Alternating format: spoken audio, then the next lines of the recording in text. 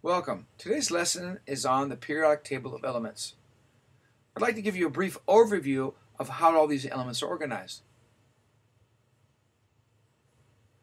If you'll notice at the very top of the periodic table we have some numbers from 1 to 18, and these are called groups.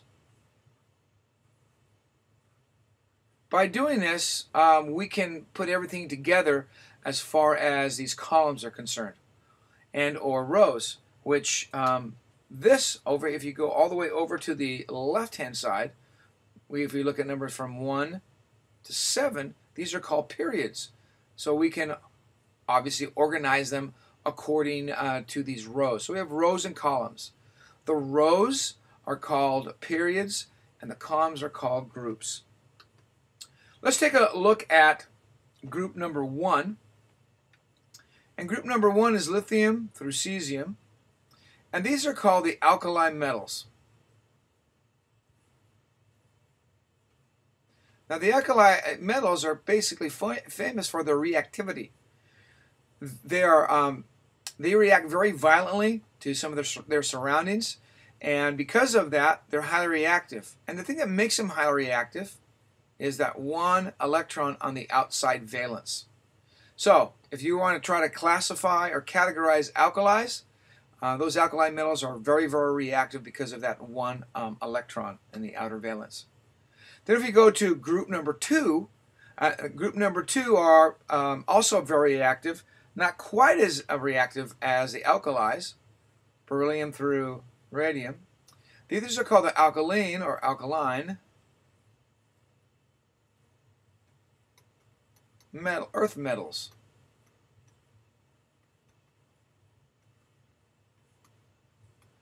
And these alkaline earth metals, they have basically 2 electrons in their outer valence. That also makes them reactive. They actually like to react with oxygen and make oxides. So that's one of their things. It's calcium and beryllium and magnesium and strontium, and just to name a few. Those are the ones that tend to react with oxygen like the others, but they're not quite as reactive as our their alkali cousins. Now if we go over here to group number 18, and you'll notice on this group, basically from neon, let's try that again, from neon to radon, these are highly stable gases. So we went from metals as you traveled all the way across to our gases, and they're called noble gas. And the thing that categorizes these particular elements is that they're very, very stable. In the outer orbits, their orbits are full of electrons. They're perfectly happy with where they are. They don't necessarily want to share or get any more electrons, so they're extremely stable that way. And because of the stability, we're able to shoot essentially electrons or photons and capture them in a pressurized tube. And of course they obviously glow, phosphorus, and you see like neon lights and those kind of things. So they're very, very stable that way, and of course they produce an amazing amount of light for that. So those are called the noble gases, and they're noted for their stability. Now kind of on this opposite end in our group 17 or column 17 that we have over here, these are going to the fluorines to the iodines, and these particular gases are very, very corrosive.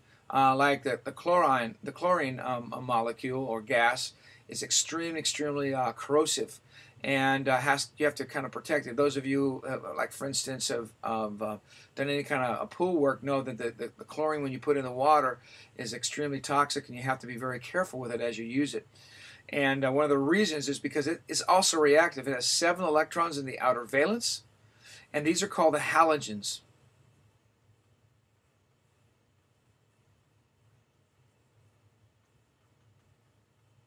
And the halogens wants to react to other things, like for instance the sodium molecule, the chlorine molecule.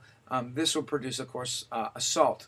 So these particular gases called the halogens have that 7 electrons on the outer valence, and they want to obviously react. Now then we get to the transition metals, and these transition metals are located kind of in the center of the table. It's a large group, and these are the true metals. And these particular metals are very, very good conductors of electricity as well as heat. And these particular ones are called transition metals. I'll just circle it right here in the middle. And some ones to note are things like copper, silver, and gold. You notice as you travel across and of course down, these also will tell you how conductive they are. They're very good conductors. Gold, silver, and copper have very, very similar qualities about them because of their structure. And all of those metals in there, like I said before, tend to be very good conductors of electricity and heat.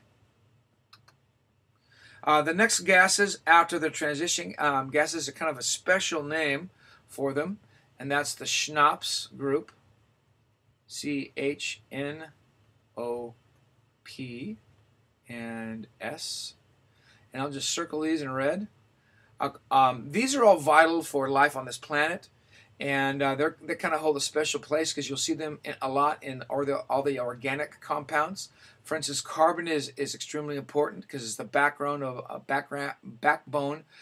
all of the organic compounds, like carbon to carbon, carbon to hydrogen bonds. The H over here, group number 1, is also important because it's a reactant to many things, in particular in water. So you have H2O, that's a very important compound.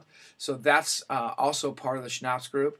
Also, we have nitrogen that's used in making proteins and tissues. We have, of course, the oxygen, and it's important in metabolism. And then you have the phosphorus group. This is also important, like in flowers and seeds. They help make plant proteins. And then the sulfur compounds, again, in making proteins as well. And then selenium is very important in development of, in particular, muscle tissue. In animals and livestock, they need a trace amount for a good, healthy muscle development. And those animals that are deficient in it develop a thing called white muscle disease. So they don't grow very well. They have problems with their respiration. So that's why selenium is so important. So that's the Schnapps group. Then we get to the poor metals. On the poor metals, they are located right over here. And let me see here. We got right down to here.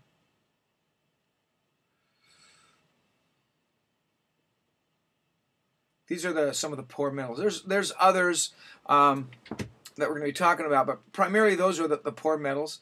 They don't conduct electricity like, for instance, the other transition metals, so they're not as conductive or reactive as far as electricity or heat is concerned.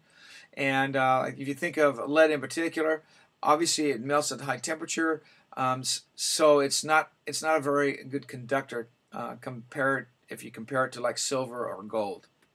So those are the poor metals. And again, I'm going to circle it right here in the center. That's poor metals. And then we have another group called the metalloids. Write that down up here, metalloids.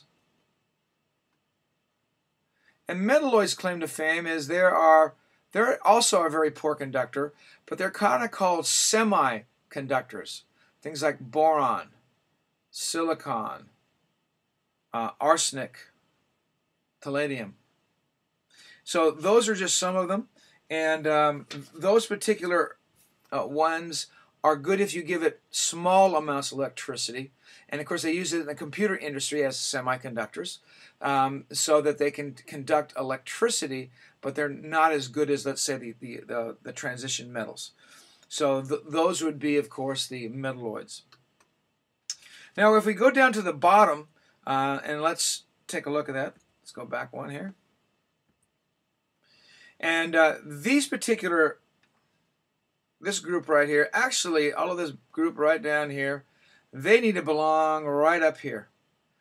But we put them down here because if you added it up to the center of it, then it'd make this table kind of very unwieldy and very difficult because it would make it so big. So we kind of put them down there just for organizational use, and we can kind of save on space. Those are the lanticides and the actinosides, and these are very big molecules. These are the radioactive types. They're getting so big and heavy, they're starting to kind of fall apart, to lose some of their particles. For instance, if you look at uranium, it has 92 protons and a whole lot of neutrons. So it's a very heavy substance, and it's kind of breaking apart. So these have things called half-lives, and we'll talk about that a little bit later. So the next part of the periodic table explanation that we'll talk about later is how to read some of these. Like, for instance, I'm going to circle iron right here. And we're going to take a look at what all of these numbers in the boxes mean. And so that you can kind of figure out the configuration of the electrons and how big the nucleus is. So that'll be for next time. So thanks again for listening. I hope this helped. Thanks.